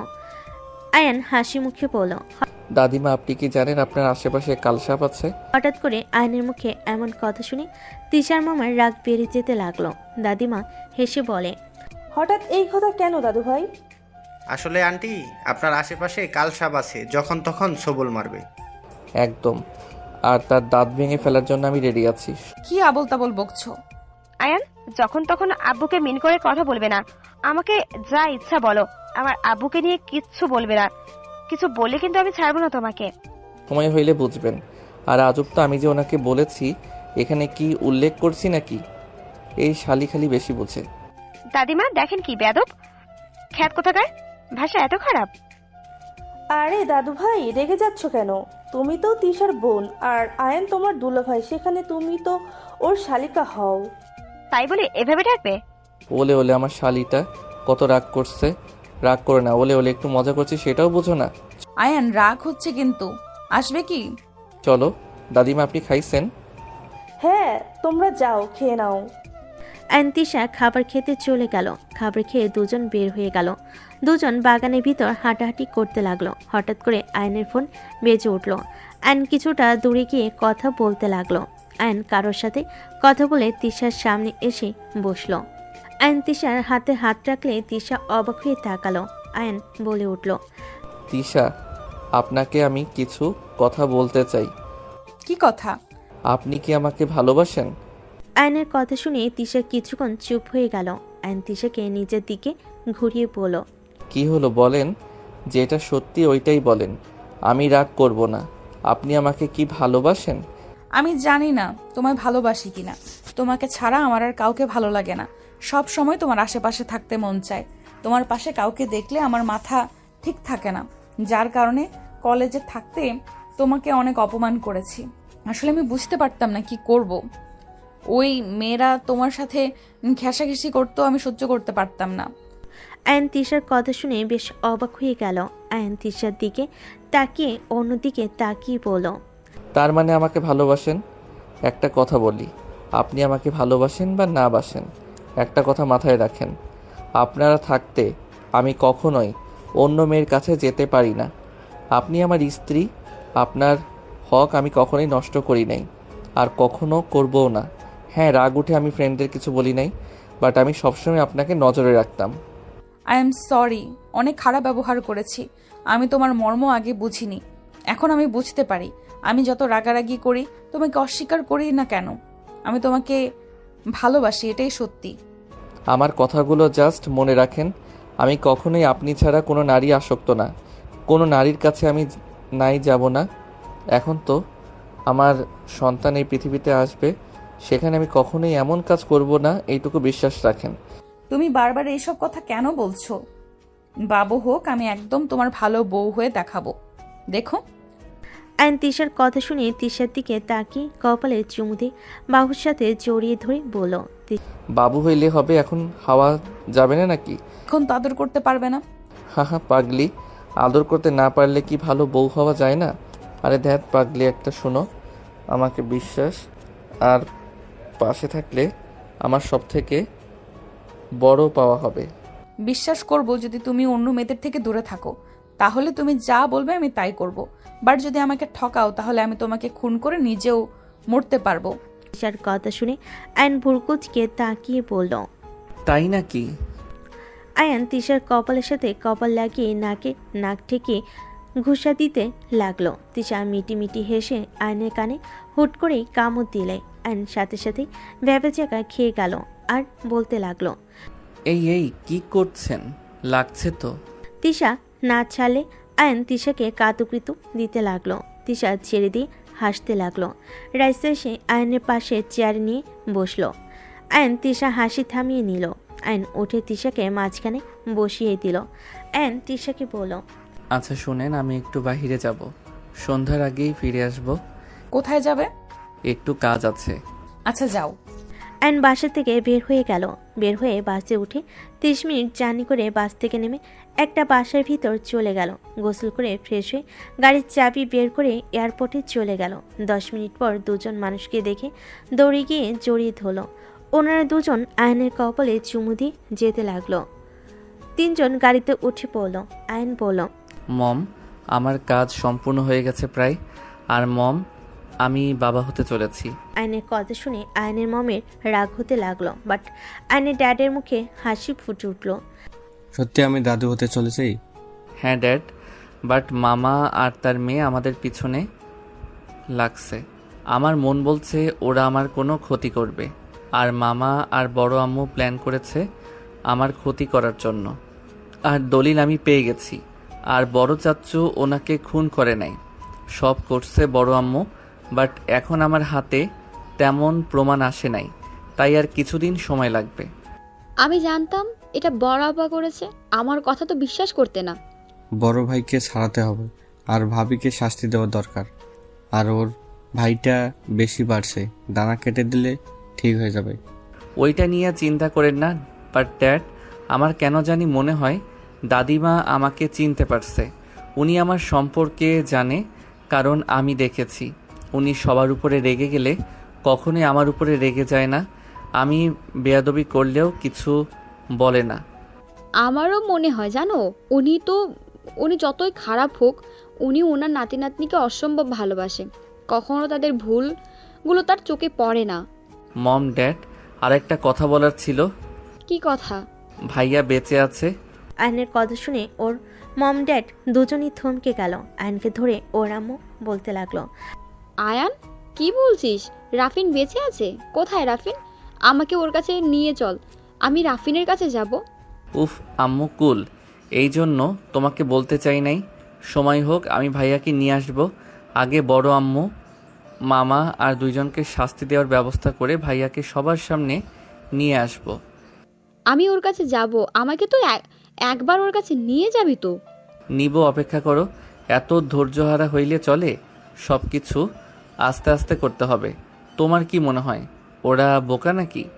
আমাকে পথ থেকে ছাড়ানোর জন্য প্ল্যান করে যাচ্ছে। তোমাকে আর ওই বাসায় যাওয়া লাগবে না, বাকিটা আমি দেখে নেব। না, আমার সন্তানের বিপদ। ওরা এমন মানুষ নিজের পর বোঝে না। আমি আমার সন্তানের কোনো ক্ষতি হতে দিব না। ওরা এখন প্ল্যান করছে তিশা থেকে আমাকে সরিয়ে ফেলার, আর বুঝে শুনে বাচ্চাটাকেও মেরে ফেলবে। এ তো নোংরা মানসিকতার মানুষজন, কি বলবো। ড্যাড আহমেদ নামে কাউকে চেনেন? একজনকে, যিনি কেন কি কহেছে। উনি আসলে কালপিট, এদের সাপোর্ট দিচ্ছে উনি। আহমেদ তোমার ফ্রেন্ড না? কি ড্যাডের বেস্ট ফ্রেন্ড মানে? হ্যাঁ। না, ওই এইসব করতে পারে না। আমার মনে হয় না অন্য কেউ হবে হয়তো। আমার ওনাকে আগেই এমনিতেই সুবিধার লাগতো না। আয়ান, তার ছবি দেখালে চিনবি? হ্যাঁ। আয়নের মম ছবি বের করে দিলে আয়ন বেশ অবাক হয়ে গেল। আয়ন বলে ওঠে, আরে না মম, উনি না, উনি তো আমাকে। আয়ন কিছু বলতে কি থেমে গেল। আয়নের ড্যাড বলতে লাগলো, আমি বললাম না আমার ফ্রেন্ড এমন কিছু করতে পারে না। আয়ান, কি যেন বলতে চাইলি, চুপ হয়ে গেলি কেন? কিছু না মম। আয়ন ওর মম ড্যাডের সাথে কথা বলতে বলতে বাসায় চলে গেল। বাসার অবস্থা খারাপ দেখে আয়নের মম বলল, ফাজিল, এগুলো কি করছিস? উফ আম্মু, রাতে কাজের বুয়া চলে আসবে, 3 দিন ছুটি চেয়েছে। আমি সেখানে না করতে পারলাম না। বুঝলাম, আমি রুমে যাচ্ছি, খাবার অর্ডার করে দে, রান্না করা সম্ভব না। দিচ্ছি, তুমি যাও। আয়নের মম ড্যাড চলে গেল রুমে। আয়ন খাবার অর্ডার দিয়ে বসের ঘরে সব কিছু গুছাতে লাগলো। আয়নের মম এসে দেখে সব কিছু আয়ন গুছিয়ে ফেলেছে। আয়নের দিকে তাকিয়ে ফিক করে হেসে ফেলল। খুব তাড়াতাড়ি করে ফেলেছো? আমি তো করে নিতাম, তুই করতে গেছিস কেন? মম, গ্রামে থেকে সব কিছু মোটামুটি পারি। অর্ডার মনে হয় চলে এসেছে। আয়ন খাবার রিসিভ করতে চলে গেল। খাবার রিসিভ করে আয়ন বলল, তোমরা বসো, আমি খাবার পরিবেশন করে নিয়ে আসি। তুই বস, আমি নিয়ে আসছি। না না মম, তোমার রান্নাঘরে যাওয়ার দরকার নাই, আমি যাচ্ছি। আয়ন চলে গেলে রান্নাঘরে গিয়ে সব কিছু ধুয়ে নিল। তারপর টেবিলের উপরে রেখে সব কিছু সাজাতে লাগলো। কাজ শেষ হইলে ওর মম ড্যাডকে বলল, তোমরা বসো, আমি ফ্রেশ হয়ে আসছি। আয়ন রুমে চলে গেল। রুমে গিয়ে ফ্রেশ হয়ে পোশাক পরিবর্তন করে নিল। নিচে গেলে আয়নের মম বলল, এটা আবার কি ধরনের শার্ট? ওই বাসায় এইসব পরি। আচ্ছা। বাসায় যাওয়া লাগবে। আমাদের সাথে থাকবি না? না, দিনে আসবো, রাতে থাকা যাবে না, আর বেশি আসতে পারবো না, ওরা সন্দেহ করবে। আর ভার্সিটিতে ক্লাসও আছে। তোমার বৌমা তো ওই ভার্সিটিতে আছে, পালানোর উপায় নাই। ওই মেয়ের সম্পর্কে আমি খোঁজ খবর নিয়েছি, মেয়েটা মোটেও সুবিধার না। আমাকে একদম ওর কথা বারবার বলবি না, মায়ের মতো হয়েছে। মম, এভাবে কেন বলছো? উনি যেমন হোক না কেন, উনি আমার স্ত্রী। জাস্ট শাট আপ, বেয়াদব ছেলে। বাবা মায়ের সামনে স্ত্রী স্ত্রী করতে লজ্জা লাগে না? আয়ন কিছু বলবে তার আগেই আয়নের ড্যাড বলে, আয়ান থামো, এদিকে আসো। আয়ন ওর ড্যাডের কাছে গেলে ওর ড্যাড বলে, আরে কথা বাড়াও না। তোমার মম চাইছিল তোমার বিয়ে তার ভাইয়ের মেয়ের সাথে করাতে, সেইটা তো পারলো না। এখন আমার ভাতিজিকে সহ্য করতে পারছে না। ওই পেতনিকে কে বিয়ে করবে? পুরো ফালতু একটা মেয়ে। আমার বউ রাগী হইলে আলহামদুলিল্লাহ, চরিত্র ভালো আছে। আয়নের কথা শুনে আয়নের ড্যাড হাসতে লাগলো। আয়নের মম রাগি লুক নিয়ে তাকালে আয়নের ড্যাড আয়নের ড্যাড হাসি থামলো। দুজন চেয়ার টেনে বসলো। আয়নের মমও 2টা প্লেটে খাবার পরিবেশন করতে লাগলো। আয়নের মম আয়নকে খাওয়াই দিতে লাগলো। আয়নের ফোন বেজে উঠলে আয়ন ফোন বের করে দেখে তিশা কল দিয়েছে। আয়নের মম বলল, তেঁতুল গাছের পিতনি কে? ইয়ে মানে তিশা। বাহ, সুন্দর নাম তো। আয়নের মম হাসতে লাগলো। আয়নের ড্যাড ভুরু কুচকে তাকালে আয়ন বলল, রাগ হয়েছিল তাই এক নাম দিয়েছিলাম। আচ্ছা, বারবার কল দিচ্ছে, আমি কথা বলে নিই। আয়ন কল রিসিভ করতেই তিশা বলতে লাগলো, ওই বর কখন আসবে? আমার কিন্তু একা থাকতে ভালো লাগছে না, প্লিজ বাসায় চলে আসো। আর এত কি কাজ করো? হ্যাঁ, আয়নের ফোনের সাউন্ড জোরে থাকাতে আয়নের মম কাছে থাকাই কথাগুলো অল্প অল্প শুনতে পেল। আয়ন বলে উঠল, 40 মিনিট লাগবে, তার ভিতরে চলে আসবো। তাড়াতাড়ি আসো, আমার ভালো লাগছে না। আচ্ছা। আয়ন কল কেটে দিল। ওর মম বলে উঠল, যাইতে দিব না, এখানে থাকবি। মম, এখানে থাকলে ধরা খাবো তো, প্লিজ বোঝার চেষ্টা করো। আয়ন ওর মমকে বুঝিয়ে শুনিয়ে বের হয়ে গেল। আয়ন বাসে উঠে চলে গেল। যেতে যেতে 7টা বেজে গেল। আয়ন তিশার জন্য গোলাপ ফুল কিনে নিল। ফুল কিনে আয়ন বাসে চলে গেল। বাসে গিয়ে দেখে তিশা সবার সাথে বসে কথা বলছে। আয়ন তিশাকে সবার সামনে গোলাপ ফুল দিয়ে বলল, তোমার জন্য। আয়নের কথা শুনে সবাই অবাক হয়ে তাকালো। তিশা ভুরু কুচকে তাকালো। তিশা গোলাপ ফুল হাতে নিলে দাদিমা বলে ওঠে, নিজের বউকে গোলাপ ফুল দিল, আর বুড়ি একটা বউ যে আছে তার দিকে কোনো খেয়াল নাই। দাদিমার কথা শুনে আয়ন ফিক করে হেসে ওর দাদিমার পাশে বসে বলল, আমার বড় বউয়ের জন্য অন্য গিফট আছে। আয়ন পকেট থেকে চকলেট বের করে দাদিমাকে দিলে তিশা ভুরু কুচকে তাকালো। আয়ন বলে ওঠে, এভাবে তাকিয়ে লাভ নাই, চকলেট খাওয়া মোটেও ঠিক না। গোলাপ ফুল নিয়ে ভালো থাকো, আর দাদিমার জন্য নিয়ে এসেছি, দাদিমা খাবে। আয়নের কথা শুনে দাদিমা খুশি হলে আয়নকে জড়িয়ে ধরতে গেলে তিশা বলে ওঠে, কেন কেন, শুধু আন্টি কেন খাবে? অন্য কেউ চকলেট খেতে পারবে না? আমার কেন জানি মনে হচ্ছে ওই চকলেটে কিছু মিশিয়েছে। আন্টি, আপনি ওই চকলেট খাবেন না। মামা এসব কি বলো? আয়ন কি মিশাবে? তুই জানোস ওই আয়ান কতটা চালাক ছেলে? আন্টিকে মেরেও ফেলতে পারে। আরে ধ্যাত, আয়ান কেন আমার ক্ষতি করবে? আমি চকলেট খেয়ে দেখাচ্ছি। দাদিমা, আমি খেয়ে নেই। মামা সাহেব যেহেতু সন্দেহ করছে। আমার তোমার উপর পুরো বিশ্বাস আছে। আমি জানি তুমি আমার কোনো ক্ষতি করবে না। আমি তোমাকে চোখ বন্ধ করে বিশ্বাস করতে পারি। আম্মা, আপনি আয়ানকে এত বিশ্বাস কেন করেন? ওই একটা বাহিরের ছেলে, ওকে এত বিশ্বাস করা কিন্তু ঠিক না। আম্মু, এটা কি ধরনের কথা বলো? ওই আমার হাজবেন্ড, ওই বাহিরের ছেলে কেন হবে? আর চকলেট আমাকে দাও।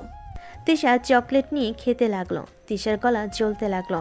আয়ন গলা ধরে বসে পড়ে সবাই তিশাকে ধরলো। আয়ন তিশার কাছে গেলে তিশার আম্মু আয়নের গালে ঠাস ঠাস করে থাপ্পড় মেরে বলল, আম্মা, আপনি এই ছেলেকে বিশ্বাস করেছেন? দেখেন, আজ আমার মেয়ে মৃত্যুর সাথে লড়াই করছে। আয়ান, তুমি আমাকে মারতে চাইছিলা? তিশা মামা আয়নকে মারতে যাবে। আয়নের মেজাজ গরম হয়ে গেল। আয়ন তিশার মামার হাত ধরে ধাক্কা দিয়ে সরিয়ে দিয়ে বলল, ওই নাটকের নায়িকা ওঠেন, তেঁতুল গাছের পেতনি, মেজাজ গরম করেন না। ধুর, নাটক করেন, আমি অন্য মেয়েদের সাথে আগে যাই। আয়ন কথাটা বলে চলে যেতে নিবে, সাথে সাথে তিশা লাফতে উঠে আয়নের হাত ধরে বলল, আরে রাগ করছো কেন? সবাই সন্দেহ করলো তাই একটু মজা নিলাম। এই আম্মু তোমার গালে থাপ্পড় মেরে লাল করে ফেলছে। ফাজিল হইছে কবে থেকে? অনেকদিন ধরে মজা করি না, তাই একটু ইচ্ছে হইল। ওয়েট, আমাকে তেঁতুল গাছের পেতনি কইলে কেন? পেতনিদের মতো অভিনয় করবেন আর আপনাকে পেতনি বলবো না? তুমি সেই পেতনির জামাই, লজ্জা লাগে না? পেতনির জামাই। হি হি হি, আমি কোনো পেতনির জামাই না, আমি তো তিশা তালুকদারের জামাই। সেই একই তো হয়ে গেল। মোটেও না। ফাজিল একটা, কত ভয় পাওয়ায় দিয়েছিলে? এমন দুষ্টুমি কেউ করে? আমার জামাই শখ করে তোমার জন্য চকলেট নিয়ে আসলো। তোমরা যা শুরু করেছিলে, আর ওই পেতনি আমার গোলাপ নিয়েছিস কেন? দে, তোর দেখি আমার জিনিসের প্রতি বেশি ঝোঁক কেন রে? তিশার কথা শুনে রাইসা মুখ ভেঙচি দিলে। তিশা রাইসার হাত থেকে গোলাপ নিয়ে বলল, আমার জিনিসে একদম হাত দিবি না। আয়ান, চলো রুমে যাই। আয়ন তিশাকে নিয়ে রুমে চলে গেল। তিশার মামা বলতে লাগলো, আফা, তোর মেয়ে তো দেখি অভিনয় কম জানে না। আমাদের কিভাবে বোকা বানালো। মেয়েটা অনেক চেঞ্জ হয়ে গেছে। ওই ফকিন্নির ছেলের সাথে বিয়ে দিয়ে আমার মেয়ের লাইফটাই শেষ করে দিয়েছে। দাদিমা তিশার আম্মুর দিকে তাকালে তিশার আম্মু চলে গেল। আয়ন তিশার রুমে গেলে আয়ন তিশাকে কোলে বসিয়ে ঘাড়ে কিস করে নাক ঠেকিয়ে বলল, তোমার মামা আমাকে এমনিতে দেখতে পারে না, আর যে নাটক করলে ওটা তো সত্যি ভেবেছে আমি কিছু মিশিয়েছি। আচ্ছা একটা কথা বলো তো, কি? তুমি মামা রাইসাকে কিভাবে চেনো? আমি যে গ্রামে থাকতাম এই গ্রামে উনি প্রেজেন্ট নিয়ে গেছিল। চেয়ারম্যান ওনাদের সাথে হাত মিলিয়ে আমাদের বাড়ি ঘর ভেঙে দিয়ে কিছু টাকা দিয়ে বের করে দিবে। ওইখানে ওনারা ফ্যাক্টরি তৈরি করবে। সেখানে প্রতিবাদ করেছিলাম। এইটাতে তোমার মামা আমার উপর রেগে আছে। সব বুঝলাম, বাট রাইসের সাথে সম্পর্ক এমন কেন? ধুর আর বলো না, চেয়ারম্যানের মেয়ের সাথে আমার পিছনে লাগছিল। আমার আগে থেকে দেখলে রাগ হতো। চেয়ারম্যানের মেয়ের কারণে কিছু বলতে পারতাম না। পরিচয় হওয়ার পর থেকে খুব জ্বালাইছে। বাধ্য হয়ে ওকে নিয়ে ঘুরতে হয়েছে। এইসব অত্যাচার মেনে নিতে হয়েছে। ও তুমি একদম ওর আশেপাশে থাকবে না, আমার ভালো লাগে না। ওর মতলব ভালো না, ওই তোমাকে আমার থেকে কেড়ে নিতে চায়। আয়ান একটা কথা বলি, আমাকে যেমন দেখছো আমি তেমন না। হ্যাঁ আমি রাগী, বাট এইটা না যে আমি পরপুরুষের সাথে নোংরামি করি। তুমি আমার সাথে গিয়েছিলে, তাই রাগে আমি ওদের সাথে নাচছিলাম। বুঝলাম। সেদিনে তোমার রাইসার কথা শুনে ফেলেছিলাম। এই জন্য আমার সাথে ভালো ব্যবহার করছো, তাই না? যদি শুনতে আমি সত্যি ওই রকম, তাহলে আমাকে ভালোবাসতে না। তেমন না, আমি তোমাকে ভালো করে নিতে চাইছিলাম। অতীত বাদ দিয়ে নতুন করে চলতে চাইছিলাম। আর একটা সন্তানের জন্য বাবা মা না থাকলে তার উপর দিয়ে কি যায় সেইটা আমি জানি।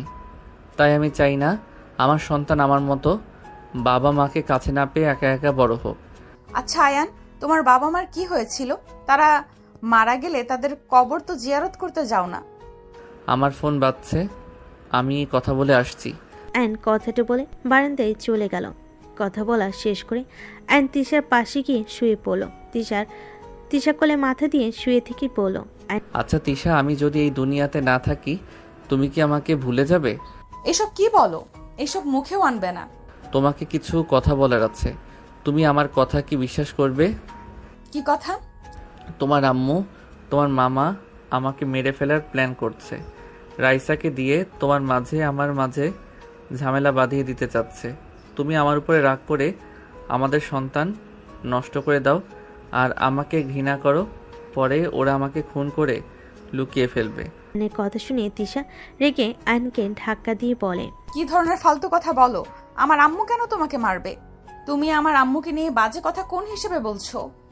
আমার কাছে প্রমাণ আছে। তুমি শুধু দেখতে থাকো, আমার কথাগুলো মনোযোগ দিয়ে শোনো। তারপর আস্তে আস্তে তুমি সব দেখতে পারবে। আয়ন তিশাকে সব খুলে বলে তিশা রেগে কি বলে, ওকে, যদি প্রমাণ মিথ্যা হয় তাহলে তোমার খবর আছে। ঠিক আছে। আয়ন তিশার সাথে কিছুক্ষণ কথা বলল। 10 দিন পর আয়ান, আমাকে ছেড়ে দাও প্লিজ। আমার এমন ক্ষতি করো না আয়ান, প্লিজ আমাকে ছেড়ে দাও। আমি তোমার সাথে আর লাগবো না প্লিজ। রাইসা এসব কথা বলে আয়নের সাথে নোংরামি করতে লাগলো। ভিডিও করা শেষ হলে রাইসা এডিট করে আয়নের দিকে তাকিয়ে বলল, জান ঘুমাও, ঘুম থেকে উঠলে তোমার লাইফে বড় একটা চমক আসবে। রাইসা কথাগুলো বলে আয়নের বুকের উপর শুয়ে থাকলো। আয়নের জ্ঞান ফিরে দেখে রুমের ভিতরে সবাই চিল্লাপালা করছে। আয়ন ভারী মাথায় উঠে পড়ল। আয়ন তিশার দিকে তাকিয়ে বলল, কি হয়েছে তিশা, এত চিল্লাচ্ছ কেন? তিশার মামা আয়নের সামনে এসে আয়নকে মারতে লাগলো। আয়নকে মারতে মারতে বলতে লাগলো, তোর এত বড় সাহস, আমার মেয়ের এত বড় সর্বনাশ করে এখন বলছস কি হয়েছে? আমি তোকে মেরেই ফেলবো। তিশার মামা আয়নকে মারতে মারতে নিচে নিয়ে যেতে লাগলো। আয়ন ওর দাদিমার পায়ের উপরে পড়তেই তিশার মামা বলে ওঠে, আন্টি, আপনার বাসায় থাকার এই নিরাপদ দিলেন? কি হয়েছে? এমন কেন করছো? আর আয়ানকে কেন মারছো? আপনার প্রিয় আয়ান, আমার মেয়ে, আমার বলতেও ঘৃণা হচ্ছে। আম্মা, আপনি এই লুচ্চা ছেলের সাথে আমার মেয়ের জীবনটা কেন নষ্ট করলেন? এই আয়ান আমার 2টা মেয়ের জীবন নষ্ট করলো। আমাকে কেউ বুঝাবে কি হচ্ছে এখানে? তিশা, কি হয়েছে বলো তো? দাদিমা, আয়ান রাইসাকে রেপ করছে। তিশার কথা শুনে আয়ন ঢোক গিলতে লাগলো। আয়ন তিশাকে বলল, এইসব কি বলো? একদম চুপ। সব প্রমাণ রাইসা আমাকে দেখিয়েছে। তুমি এটা কিভাবে করলে? আয়ান এসব কি বলছে? তুমি এইটা করেছো? দাদিমা, হ্যাঁ আমি করেছি। আয়নের কথা শুনে সবাই অবাক হয়ে গেল।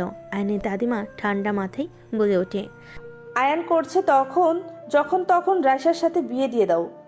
আয়ান রাইসাকে বিয়ে করে নাও, আর নেক্সট টাইম যেন এই ভুল করতে না দেখি। দাদিমার কথা শুনে সবাই ভুরকুচকে তাকালো। তিশা রেগে গিয়ে বলে, দাদিমা, এটা কি ধরনের বিচার হইল? রাইসাকে কেন আয়ান বিয়ে করবে? এসব কি বলেন আম্মা? যে ছেলে অলরেডি আমার মেয়ের জীবন নষ্ট করে রাখছে, আবার আমার ভাতিজির সাথে এইসব করলো, আর আপনি কিনা সেখানে বিয়ে দিতে বলছেন? ভুল করেছে সেখানে মারলে বা বকা দিলে তো ওই জিনিসটা আবার আগের মতো ঠিক হবে না। তার থেকে আয়ানের সাথে বিয়ে দিয়ে দিলেই হবে। এটা কখনোই না, ও একটা ফালতু ছেলে। ওর সাথে আমার মেয়েকে কখনোই বিয়ে দিব না। তাহলে এক কাজ করো, কত টাকা লাগবে ওইটা নিয়ে তোমার মেয়েকে নিয়ে এখান থেকে চলে যাও। দাদিমার কথা শুনে সবাই ভুরকুচকে তাকালো। আর নিজেও বেশ অবাক হয়ে গেল। তিশার মামা বলে ওঠে, আন্টি, আপনি আমাদের টাকা দিয়ে মুখ বন্ধ করতে চান? আপনি এইসব কিভাবে বলতে পারছেন? আমার মেয়ের সম্মান কেড়ে নিল আয়ান, আর আপনি আমাদের টাকা দিয়ে মুখ বন্ধ করতে বলছেন? দাদিমা তিশার মামার গালে ঠাস ঠাস করে থাপ্পড় মেরে দিলে সবাই চমকে গেল। তিশার মামার রাগে আয়নের দাদিমার দিকে হাত এগিয়ে নিবে, সাথে সাথে আয়ন পেটে এক লাথি মেরে ফেলে দিয়ে বলল, তোর সাহস তো কম না, ওনার গায়ে হাত দিতে চাস? মেরে হাত ভেঙে ফেলবো। আয়ানের বাচ্চা, তোকে আমি কি যে করব? কি করবি? তোকে দেখে আমি ভয় পাই নাকি? তোর কি গ্রামে শিক্ষা হয় নাই? জেল খাটার ইচ্ছে হয়েছে নাকি? আয়ান, তোমার এত বড় সাহস, আমার ভাইকে লাথি দিয়ে ফেলে দিলে? যাক বাবা, দাদিমার গায়ে হাত তুলতে নিল, তখন কোনো কথা নাই যে আমি মারলাম, তখন মুখে বলি ফুটলো। আয়নের কথা শুনে কাজের লোকরা হাসতে লাগলো। আয়নের দাদিমা বলে ওঠে, এখন তোমার ভাইকে তার মেয়েকে নিয়ে এখান থেকে বের হয়ে যেতে বলো, না হলে ওদের কপালে দুঃখ আছে। আন্টি, আমাকে থাপ্পড় মারছেন না? আমি এর প্রতিশোধ দেব। আর আয়ান, রেডি থাকিস জেলে যাওয়ার জন্য। রাইসা, চল আমার সাথে। তিশার মামার রাইসার হাত ধরে চলে গেল। তিশার আম্মু রেখে রুমে চলে গেল। আয়ন দাদিমাকে কিছু বলবে, সাথে সাথেই দাদিমা আয়নের গালে থাপ্পড় মেরে বলল, তোমার থেকে এমন আশা করি নাই। তুমি এইটা কিভাবে করতে পারলে? আয়নকে কিছু বলতে না দিয়ে চলে গেল। আয়ন তিশার দিকে তাকালে তিশা বলল, রুমে আসো। আয়ন তিশার সাথে রুমে গেল। তিশার রুমের দরজা লাগিয়ে দিয়ে লাঠি নিয়ে এসে আয়নকে মারতে যাবে। আয়ন লাফ দিয়ে বাড়ি লাগা থেকে বাঁচতে লাগলো। তিশা রেগে বলে ওঠে, কুত্তা, রাইসার সাথে যদি তোর বিয়ে হয়ে যায় তো লাথি মেরে কবরে পাঠিয়ে দিতাম। আর এই কাহিনী কি? দাদিমা তোকে এত ভালোবাসে কেন? আমি তো সারা জীবন দেখছি ধর্ষণকারীকে দাদিমা কখনোই ছেড়ে দেন না, জেলে পাঠিয়ে দিতেন বা বেতের বাড়ি মারতেন, যত শাস্তি আছে সব দিতেন। অথচ তোমার বেলায় উনি বলে টাকা দিয়ে মুখ বন্ধ করে রাখতে চাইলেন। আর আরেকটা কথা মামা, আম্মু রাইসা তোমাকে ফাঁসাচ্ছে কেন? তোমাকে তো আগেই বলছি, আর আমি জানি না কেন এত ভালোবাসে। এই তুমি সত্যি সত্যি রাইসাকে জোর করছিলে না তো? আরে আমার তো জ্ঞান ছিল না। ওই জুসে তোমার আদরের বোন কি মিশিয়েছিল কে জানে। যাও ফ্রেশ হয়ে নাও, অনেক ঘুম পাচ্ছে। আয়ন ওয়াশরুমে চলে গেল। ফ্রেশ হয়ে তিশার পাশে শুয়ে পড়ল। তিশাকে জড়িয়ে ধরে ঠোঁটে কিস করে পড়ল, এত সাবধান থাকার পরও সেই তোমার মামা নিজেদের প্ল্যান সাকসেসফুল করলো। ওদের অভিনয় মারাত্মক। তিশা, তোমাকে আগামীকাল একটা জায়গায় নিয়ে যাব। কোথায়? থাক, সময় আসুক, ঘুমাও। আয়ন তিশাকে বুকে জড়িয়ে ধরে ঘুমিয়ে গেল। সকালে দুজন উঠে ফ্রেশ হয়ে নিচে গেল। দাদিমা আয়নের দিকে তাকিয়ে না দেখার ভান করে নিজের কাজ করতে লাগলো। আয়ন দাদিমার পাশে বসলো। আয়নর দাদিমার কোলে মাথা দিলে সবাই বেশ অবাক হয়ে যায়। আয়নর দাদিমাকে বলল, দাদিমা, আমার উপরে রেগে আছেন? রেগে থাকেন না। আগামীকাল ভিতরে আপনার জন্য সারপ্রাইজ আছে। আমার জন্য দোয়া করেন, আমি যেন আপনাকে সারপ্রাইজগুলো দিতে পারি। কিসের সারপ্রাইজ দিবে শুনি? আরো লুচ্চামি করা বাকি আছে নাকি? বৌমা চুপ করবে? তুমি শাশুড়ি হয়ে এসব কথা কিভাবে বলো? আয়ন উঠে দাঁড়িয়ে বলল, দিয়ার শাশুড়ি আম্মু অনেক তো সুখে থাকলেন, আপনাকে এত সুখী দেখতে ভালো লাগছে না। কি বলতে চাও? সময় হোক, যাই হোক তিশা, আমি বাইরে যাচ্ছি, আমার আসতে সময় লাগতে পারে। কোথায় যাবে? একটু কাজ আছে। আয়ন কথাটা বলে যেতে লাগলো। তিশার আম্মু মনে মনে হাসতে হাসতে বলতে লাগলো, ডিয়ার জামাই বাবা, তোমার যে জীবনের শেষ দিন আজ। যাও যাও, বের হও, তোমার লাইফে তুমি জান্নাত দেখতে পাবে। আয়ন বাহিরে চলে গেল। রাস্তা দিয়ে হেঁটে বাস কাউন্টারের দিকে যেতে লাগলো। কিছু দূর হাঁটতেই হঠাৎ করে পিছন থেকে একটা ট্রাক এসে আয়নকে ধাক্কা মেরে দিল। আয়ন ছিটকে পড়ে গেল। আয়ন রাস্তায় পড়তেই রক্ত দিয়ে ভেসে যেতে লাগলো। আয়ন চোখের সামনে মানুষের ভিড় দেখতে লাগলো। আস্তে আস্তে আয়নের চোখ বন্ধ হয়ে গেল। 3 বছর পর। আম্মু দেখি দেখি কান্না করে না? এই তো কান্না করলে হয়। তুমি আমার ভালো আম্মু না? দাদিমার কথা শুনে বাচ্চা মেয়েটা কান্না থামিয়ে দাদিমার কথা শুনতে লাগলো। দাদিমা কাজের বুয়াকে বলল, তোমাদের কাছে রেখে গিয়ে কোনো লাভ হয়েছে? কান্না করছে এতক্ষণ ধরে, তোমাদের কোনো খেয়াল নাই। দাদিমার কথা শুনে কাজের মহিলা বলে, ম্যাম, আমরা অনেকক্ষণ ধরে চেষ্টা করছিলাম, বাট আপনি তো জানেন এই আপনাকে ছাড়া থাকতে পারে না, সারাদিন কান্না করে। ওর খাবার নিয়ে আসো। বাচ্চা মেয়ে আয়ডার খাবার দিলে দাদিমা খাওয়াই দিতে লাগলো। দাদিমার চোখ দিয়ে পানি পড়ে মেয়েটা কান্না করতে করতে বলে, বড় আম্মু, তুমি আমাকে ছেড়ে কাজে যাও কেন? আমার এখানে একা থাকতে ভালো লাগে না। বাচ্চা মেয়েটার কপালে চুমু দিয়ে বলে, আম্মু, আমার তো অফিস আছে, কাজ না করলে কি চলবে বলো? আচ্ছা, আজ থেকে আমি তোমাকে নিয়ে যাব, আমি যেখানে যাই। দাদিমা বুঝিয়ে আয়রাকে শান্ত করে খাওয়া শেষ করে রুমে গেল। আয়রা বিছানায় বসে খেলতে লাগলো। দাদিমা ফ্রেশ হয়ে নিল। দুজন বসে খেলা করতে লাগলো। হঠাৎ করে কারোর কণ্ঠ শুনে দাদিমা আয়রাকে নিয়ে বসার ঘরে গেল। বসার ঘরে যেতেই দাদিমা থমকে গেল। আয়নকে দেখে দৌড়ে গিয়ে জড়িয়ে ধরে কান্না করতে লাগলো। দাদিমা বলতে লাগলো, আয়ান, তুমি বেঁচে আছো? তুমি বেঁচে থাকলে আমরা যাদের কবর দিলাম ওইটা কে ছিল? পরে বলছি, দাদিমা শান্ত হন। দাদিমা, তিশা কোথায়? ওকে তো দেখছি না। তিশা জেলে। কি জেলে মানে? বসো, আমি বলছি। আগে বলো, তুমি বেঁচে আসো তাহলে 3 বছর কোথায় ছিলে? আমার অ্যাক্সিডেন্ট হইলে আমাকে নাকি হসপিটালে নিয়ে যাওয়া হয়েছিল। আমার কিছু লোক, ওরা আমার এই অবস্থার খবর শুনে আমাকে ওইখান থেকে সরিয়ে অন্যজনের লাশের মুখ নষ্ট করে দিয়ে আমার পোশাক পরিয়ে দেয়। ওইখানে রেখে আমাকে নিয়ে চলে এসেছিল। আর আমি মেন্টাল হসপিটালে ছিলাম। আমার মাথায় আঘাত লাগায় আমি কিছু মনে হতে পারছিলাম না। 14 দিন ধরে আমি মোটামুটি সুস্থ হয়েছি। আমি সময় নষ্ট না করে দেশে চলে এসেছি। কি বলছো? আর ওইদিকে তিশা তোমাকে হারিয়ে ওর মামাকে খুনি ভেবে ওকে খুন করে আজ জেলে। প্রতিনিয়ত নিজেকে তিলে তিলে শেষ করে দিচ্ছে। আমি জেল থেকে বের করার চেষ্টা করেছি, ওই হতে দিচ্ছে না। এইসব কি বলছেন? আমি তিশার কাছে যাব। আর এই পিচ্চিটাকে? তোমার তিশার সন্তান। আয়ান আয়রাকে কোলে তুলে জড়িয়ে ধরে সারা মুখে চুমু দিতে লাগলো। আয়রা শুধু দাদিমার মুখের দিকে তাকিয়ে থাকতে লাগলো। আয়রা বলে, আম্মু, এই আঙ্কেলকে আমাকে এত আদর কেন করছে? ওইটা তোমার আব্বু। আয়রা জড়িয়ে ধরে বলে, আব্বু, তুমি আমাকে ছেড়ে আম্মুকে ছেড়ে কোথায় চলে গেছিলে? তুমি কি জানো না আম্মু তোমার জন্য কত কান্না করে? সরি আম্মু, আর এমন ভুল হবে না। দাদিমা, আমি তিশাকে দেখতে যাব। আয়ান আয়রাকে রেখে বের হয়ে গেল। থানায় গেলে আয়ানের পরিচিত লোক থাকায় আয়ান তিশার সাথে সোজা দেখা করতে চলে গেল। তিশা দেওয়ালে দাগ কাটছিল। একজন পুলিশ তিশাকে বলে, এই আপনার সাথে দেখা করার জন্য একজন এসেছে। কে আমার মেয়েকে নিয়ে এসেছে? পুলিশটা কিছু না বলে ছেড়ে দিল। তিশা দৌড়ে চলে গেল গিলে। ওই পাশে দাদিমাকে খুঁজতে লাগলো। কিছুক্ষণ খোঁজাখুঁজির পর যখন পুলিশ মহিলাটা তিশাকে এখানে দেখে তখন বলে, আরে আপনি যান নাই, এখানে কি করেন? আমার সাথে আসেন। তিশা পুলিশ মহিলাটার সাথে চলে গেল। একটা রুমে গেলে তিশা দেখে একটা ছেলে মানুষ পুলিশের সাথে কিছু বলছে। তিশা চলে যেতে নিলে আয়ন পিছনে ঘুরে তাকিয়ে বলল, তিশা। আয়নের কথা শুনে তিশা থমকে গেল। তিশা পিছনে ঘুরে তাকালে আয়নকে দেখে দৌড়ে গিয়ে জড়িয়ে ধরল। তিশা আয়নকে জড়িয়ে ধরে কান্না করতে করতে বলল, আয়ান, তুমি বেঁচে আছো? তুমি এত বছর কোথায় ছিলে? তিশা, তুমি শান্ত হও। আমি বলছি, তার আগে বলো তুমি খুন কেন করতে গেছো? মামা তোমাকে মেরে ফেলবে আর আমি চুপ করে বসে থাকবো?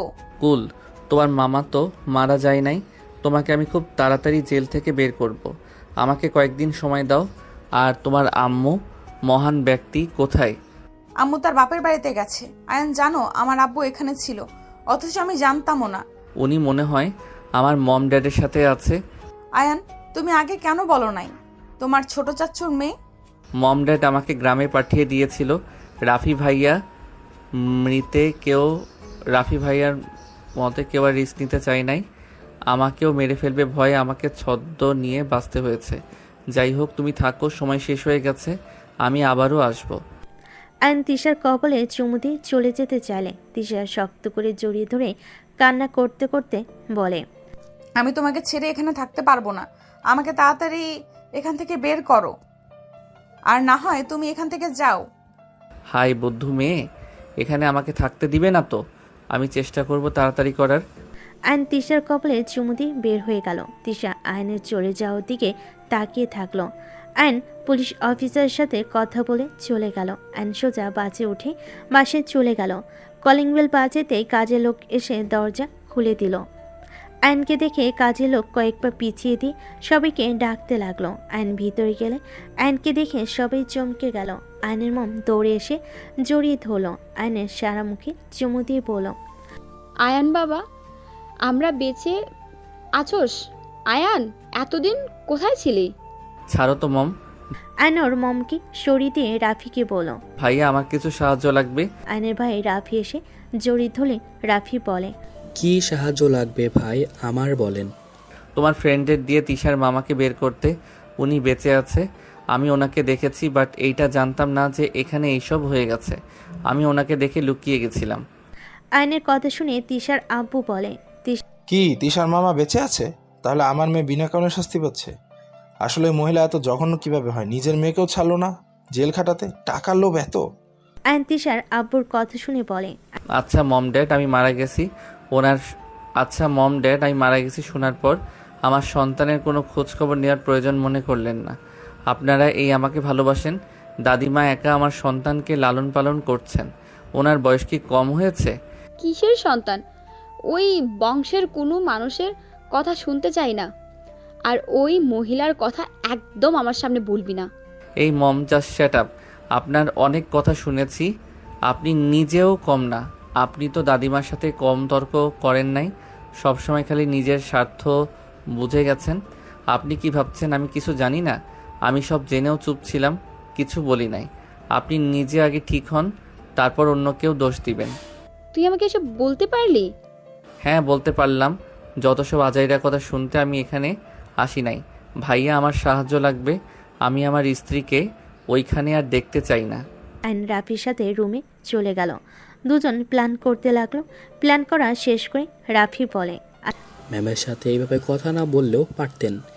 ম্যাম কিন্তু তোর মেয়েকে দেখতে যায়, কেউ জানে না, আমি কিন্তু জানি। ড্যাড তো আয়ানকে এইখানে নিয়ে আসে।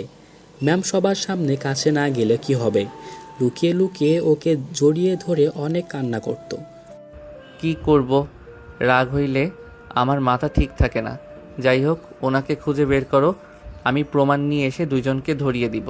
আয়নের কথা শুনে রাফি বলে, তুমি যদি এর আগে প্রমাণ কই রেখেছিলে বলতে পারতি, তাহলে তিশা আজ জেলে থাকতো না, আগেই ওকে ধরিয়ে দেওয়া যেত। তুমি তো বলতে পারোনি। এখন তো সব মনে পড়ছে। আচ্ছা, তাহলে তুমি কাজ শুরু করে দাও, আমি আমার মেয়ের কাছে যাব। আয়ন কথাগুলো বলে চলে গেল। আয়নের মম আয়নকে ডাক দিলে আয়নর মমকে জড়িয়ে ধরে বলে, আই এম সরি মম, রাগের বশে অনেক কিছু বলে ফেলছি। আয়রাকে নিয়ে আসিস। একেবারে নিয়ে আসবো, এখন না লেট হবে। আমি এখন আসছি। আয়ন কথাগুলো বলে চলে গেল। 30 মিনিট জার্নি করে চলে গেল। আয়রাকে কোলে তুলে চকলেট দিলে আয়রা বলে, থ্যাংক ইউ আব্বু।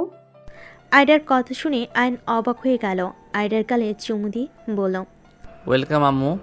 আয়ন, ফ্রেশ হয়ে নাও, যাও। আয়ন আয়রাকে নিয়ে চলে গেল। রুমে গিয়ে পুরনো দিনের স্মৃতি মনে করতে লাগলো। আয়রা এই রুমে এসে বলে, আব্বু, তোমার সাথে ওই আন্টিটা কেন? আমি তো ওই আন্টিকে থানায় দেখেছিলাম। পুলিশ আঙ্কেল ওনাকে ধরে রেখেছে। আন্টি আমাকে অনেক ভালোবাসে, আমিও আন্টিকে ভালোবাসি। কিন্তু পুলিশ আঙ্কেল আন্টিকে আমার কাছে থাকতে দেয় না। ওইটাই তোমার আম্মু হয়, আন্টি না। তুমি থাকো, আমি গোসল করে আসি। আয়ান লাগেজ থেকে শার্ট প্যান্ট বের করে ওয়াশরুমে চলে গেল। গোসল করে বের হয়ে আয়রার সাথে খেলা করতে লাগলো। 3 দিন পর আয়নের ফোন বেজে উঠল। আয়ন আয়রাকে দাদিমার কাছে রেখে রাফির সাথে কথা বলে। তিশার নানা বাড়িতে চলে গেল। আয়ন সদর দরজা দিয়ে ভেতরে ঢুকতেই রাইসা চমকে গেল। আয়ন সোফায় বসে পড়ল। হাই ডিয়ার বউ, কেমন আছো? আয়নের কথা শুনে সবাই অবাক হয়ে গেল। রাইসা কাঁপতে লাগলো। আয়ন বলে ওঠে, আরে বউ, আমার এইভাবে তাকিয়ে আছো কেন? আমার ফুপি শাশুড়ি কই?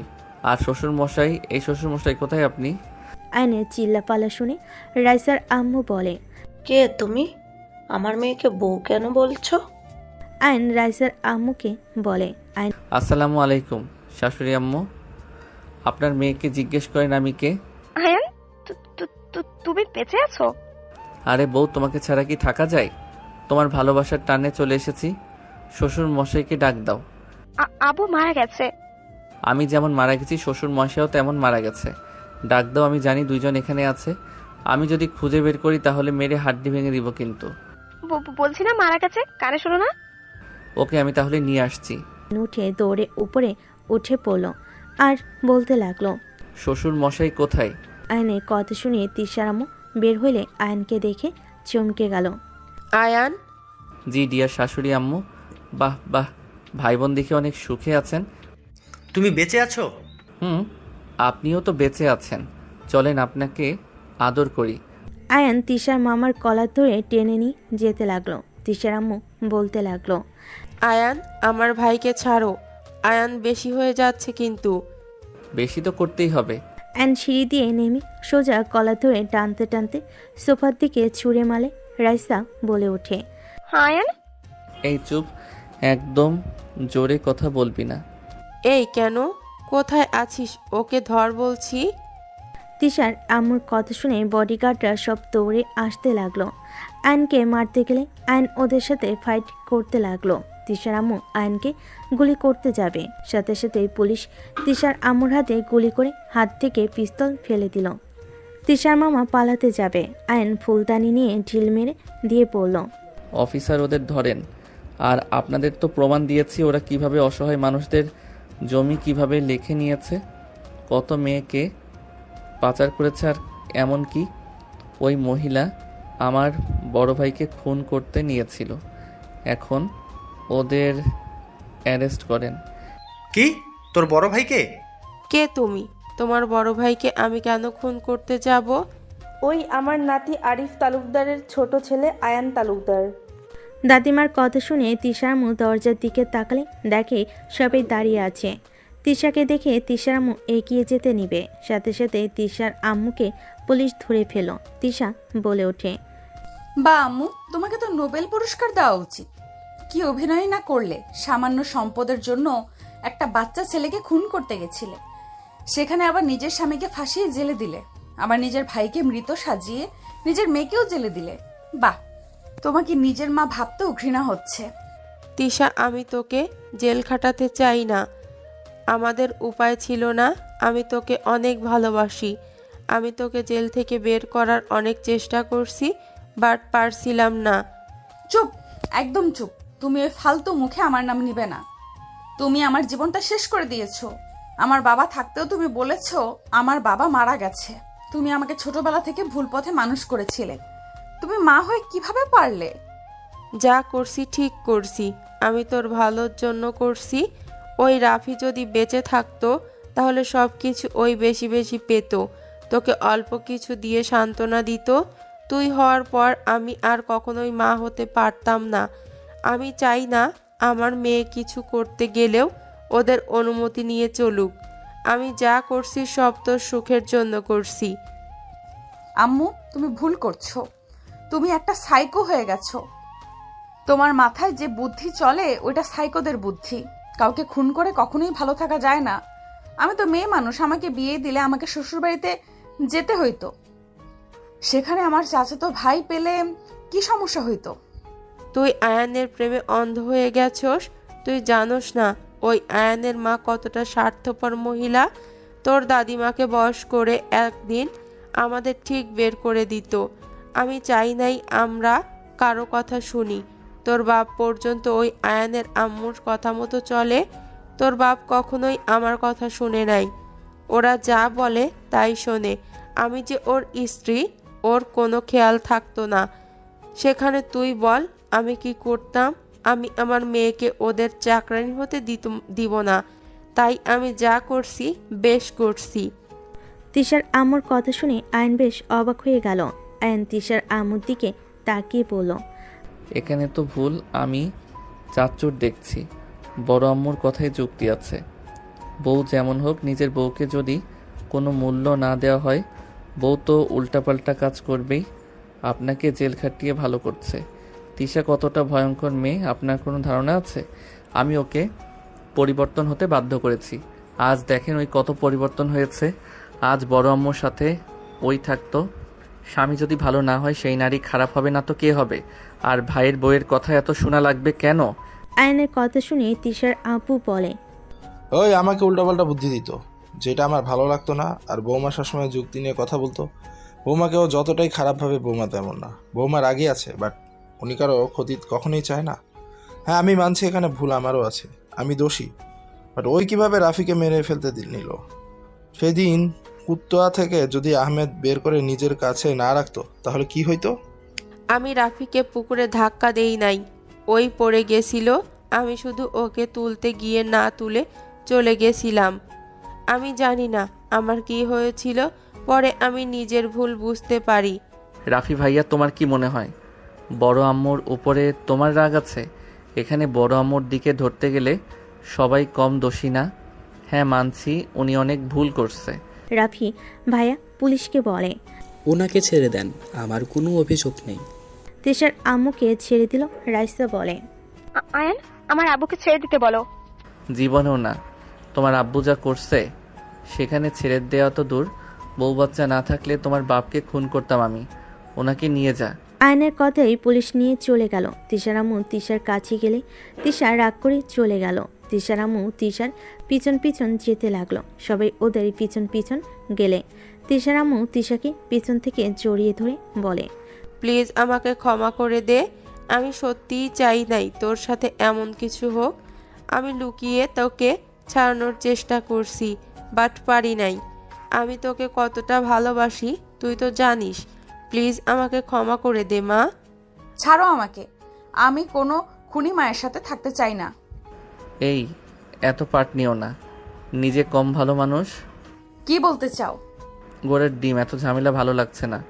বড় আম্মুকে ক্ষমা করে দাও, উনি তোমার ভালোর জন্য এত নিচে নামলো, সে তুমি আবার নাটক শুরু করছো। তিশার আব্বু তিশার আম্মুর কাছে গিয়ে ক্ষমা চাইলে তিশার আম্মু কিছু না বলে সোজা তিশার আব্বুকে জড়িয়ে ধরে কান্না করতে করতে বলল, আমাকে তুমি ক্ষমা করে দাও। আমি তোমার সাথে অন্যায় করেছি। আমি তোমাকে ফাঁসিয়ে দিয়েছিলাম। আমি আসলে তোমার ভালো স্ত্রী কখনোই হতে পারি নাই।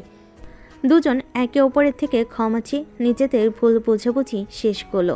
তিশার আম্মু আয়নের মম ড্যাডের কাছে ক্ষমা চাইল। সবাই একে অপরের থেকে ক্ষমা চেয়ে নিল। তিশার আম্মু আয়রাকে জড়িয়ে ধরে অঝরে কান্না করতে লাগলো। সবাই গাড়িতে উঠে পড়ল। আয়রা তিশার আম্মুর সাথে হাসাহাসি করতে লাগলো। আয়নের মম আয়রাকে নিয়ে দুজনের ভিতরে ঝগড়া লাগিয়ে দিয়ে সবাই হাসতে লাগলো। বাসায় চলে গেলে আয়নকে তিশার আম্মু জড়িয়ে ধরে বলল, সরি বাবা, আমাকে ক্ষমা করে দিস বাবা। দূর আম্মু, আমার আপনাদের মতো এত রাগ জিদ নিয়ে থাকি না। এভাবে সবাইকে হাসি খুশি দেখতে চাইছিলাম, পূর্ণ হয়ে গেল। সবাই এক হয়ে গেলে আয়ন তিশার রুমে চলে গেল। আয়ন তিশাকে টান দিয়ে নিজের কাছে নিয়ে এসে বলল, সব ঝামেলা শেষ, এখন শুধু তোমাকে আদর করার পালা। আর একটা ক্রিকেট টিম বানানো লাগবে। আয়নের কথা শুনে তিশা লজ্জায় বুকে হালকা কিল দিয়ে বলে, যা ফাজিল কোথাকার। তোমার জন্য পাগল ফাজিল সব হতে রাজি, শুধু তুমি আমার পাশে সারা জীবন থাকবে তো? মৃত্যুর আগ পর্যন্ত থাকবো। চলো একটু সুখের সাগরে ডুবে যাই। আয়ন কথাটা বলে তিশাকে কোলে তুলে নিয়ে খাটে শুয়ে দিয়ে তিশার উপর ঝাঁপিয়ে পড়ল। বাকিটা ইতিহাস।